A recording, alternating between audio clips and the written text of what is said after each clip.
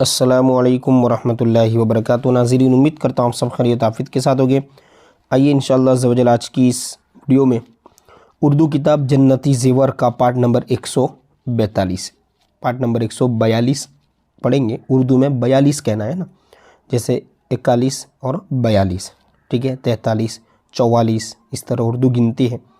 और page number आप देख सकते हैं 333 है ना। ये इस मसले से हमें ये जो सबक है वो शुरू करना है।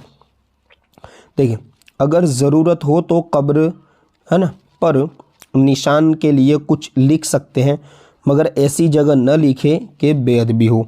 कब्रिस्तान और कब्र के मुतल्लिक बातें चल रही है, कब्र पर कोई निशान नहीं कर सकते।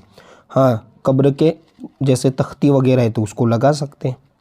देखिए मसला, कब्र पर बैठना, सोना, चलना फिरना, पेशाब पाखाना करना, कब्र पर थूकना हराम है कि इससे कब्र वाले को तकलीफ़ पहुंचेगी।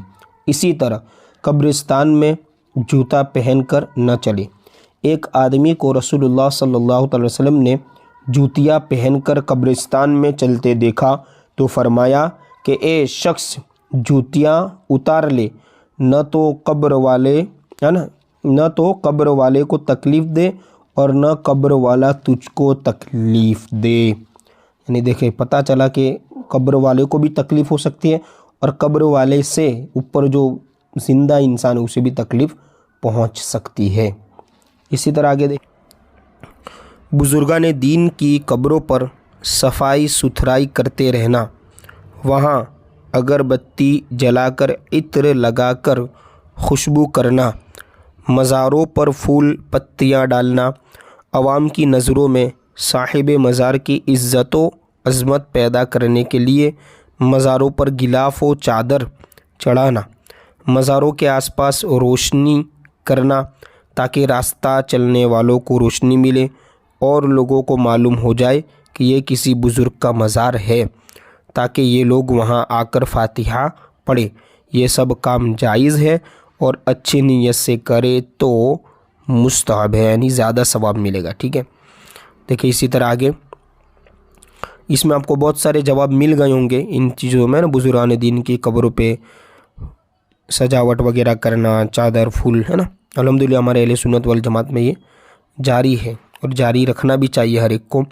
देखिए, जहाज़ पर किसी का इंतकाल हुआ और किनारा बहुत दूर है तो चाहिए कि मैयत को गुस्ल देकर और कफन पहनाकर पूरे एजाज़ के साथ समंदर में डाल दे। यानी इसमें कोई परवाह ना करे, उसका हुक्म यही है कि उसे डाल दे। चूँकि ताख़ीर नहीं करनी, किनारा दूर है, जितनी ताख़ीर होगी इतना मतलब कि यूँ कह लीजिए लेट होगा। इतना ताख़ीर होने की वजह से मैयत को भी ईज़ा हो सकती है, मैयत के घर वालों को भी ईज़ा तकलीफ़ हो सकती है।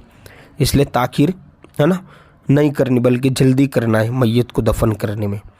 देखिए ज़कात का बयान, अब चूँकि देखिए तरतीब चल रही है, नमाज का बयान शुरू हुआ तो नमाज के शराइत फ़राइज़ और नमाज के वाजिबात, नमाज के मसाइल, फिर इसमें दीगर नफल नमाज है ना, नफल नमाज़ें भी आई।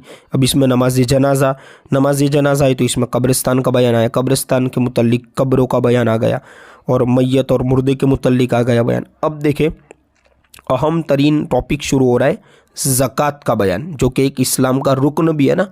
ठीक है, तो इसके मसाइल सीखना फ़र्ज़ भी है, ज़रूरी है।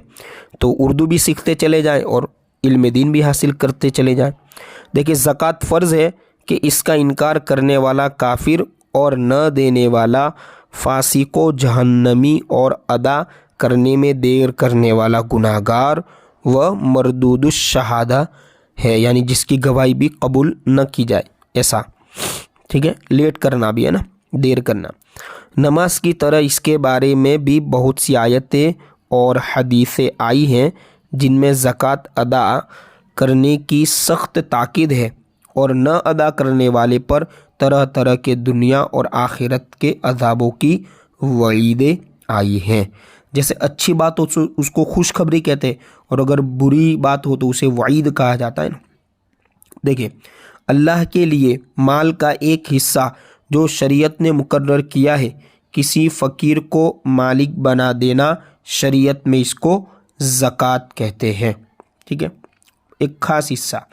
ज़कात फ़र्ज होने के लिए चंद यानी कुछ शर्तें हैं, कंडीशन है, किस पर ज़कात फ़र्ज है ना, किस पर ज़कात वाजिब है, ये भी कह सकते हैं। देखिए, पहला है मुसलमान होना, यानी काफिर पर ज़कात फ़र्ज नहीं। बालिग होना, यानी नाबालिग पर ज़कात फ़र्ज नहीं। आकिल होना, यानी दीवाने पर ज़कात फ़र्ज नहीं। आज़ाद होना, यानी लौंडी गुलाम पर ज़कात फ़र्ज नहीं।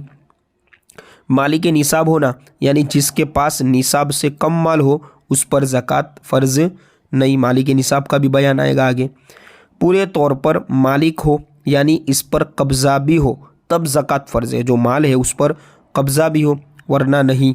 मसलन यानी मिसाल के तौर पर, एग्जाम्पल, ठीक है, किसी ने अपना माल ज़मीन में दफन कर दिया और जगह भूल गया, फिर बरसों के बाद जगह याद आई और माल मिल गया, तो जब तक माल न मिला था उस ज़माने की ज़कात वाजिब नहीं, क्योंकि निसाब का मालिक तो था मगर उस पर कब्ज़ा नहीं था, इसलिए कब्ज़ा होना ज़रूरी है, ठीक है, अपने मिल्कियत में होना। निसाब का कर्ज़ यानी जो उधार है ना, कर्ज़ से फारिग होना, यानी जो निसाब बन रहा है उसमें कर्ज़ ना हो, है ना। अगर किसी के पास 1000 रुपया है मगर वो 1000 का कर्जदार भी है, यानी किसी से 1000 लिए हुए उसे देने भी है, तो उसका माल कर्ज से फारिग नहीं, लिहाजा इस पर ज़कात नहीं। इसलिए पहले कर्ज का जो माल है उसे माइनस कर लेना है, इसके बाद अब देखना है कि निसाब जितना माल बच रहा है कि नहीं बच रहा, बच रहा है तो ज़कात फ़र्ज़ है वरना फ़र्ज़ नहीं। निसाब का हाजत असलिया से फारिग होना, यानी उसमें हाजत असलिया भी ना हो निसाब के माल में, ठीक है। हाजत असलिया यानी आदमी को ज़िंदगी बसर करने में जिन चीज़ों की ज़रूरत है, मसलन अपने रहने का मकान, जाड़े गर्मियों के कपड़े, घरेलू सामान यानी खाने पीने के बर्तन, चारपाइयाँ, है ना, इस तरह कुर्सियाँ, मेज़ें, चूल्हे, पंखे वगैरह, इन मालों में ज़कात नहीं, है ना। ये सब ज़रूरत वाली चीज़ें हैं ना, क्योंकि ये सब मालो सामान हाजत असलिया से फारिग नहीं है, ये तमाम ज़रूरत वाली चीज़ें। माले नामी होना, यानी बढ़ने वाला माल होना, ख्वाह हकीकतन बढ़ने वाला माल, जैसे माले तिजारत, बिज़नेस वाला माल है ना, बिज़नेस में जो माल हम इस्तेमाल करते हैं, और चराई पर छोड़े हुए जानवर, या जो जानवर को चरने के लिए छोड़ देते हैं ना, या हुक्मन बढ़ने वाला माल हो, जैसे सोना चांदी, कि ये इसीलिए पैदा किए गए हैं कि इनसे चीज़ें खरीदी जाएं और बेची जाएं ताकि नफ़ा होने से ये बढ़ते रहें। देखिए, लिहाजा सोना चांदी जिस हाल में भी हो, जेवर की शक्ल में हो या दफन हो, हर हाल में ये माल है ना, ये माले नामी है और इनकी ज़कात निकालनी ज़रूरी है। माले निसाब, या यूँ कह सकते हैं कि निसाब का माले निसाब पर, यानी जो निसाब का जो माल है इस पर 1 साल गुज़र जाना, ये भी शर्त है, जो माल हमारे पास है उस पर 1 साल हो जाए, यानी निसाब पूरा होते ही ज़कात फ़र्ज़ नहीं होगी, बल्कि 1 साल तक वो निसाब मिल्क में बाकी रहे, मिल्कियत में बाकी रहे, तो साल पूरा होने के बाद उसकी ज़कात है ना निकाली जाए, ठीक है। इंशाअल्लाह पार्ट नंबर 143 में यही मसला हम कंटिन्यू करेंगे, ज़कात के बारे में, सोने का जो निसाब है वो कितना है।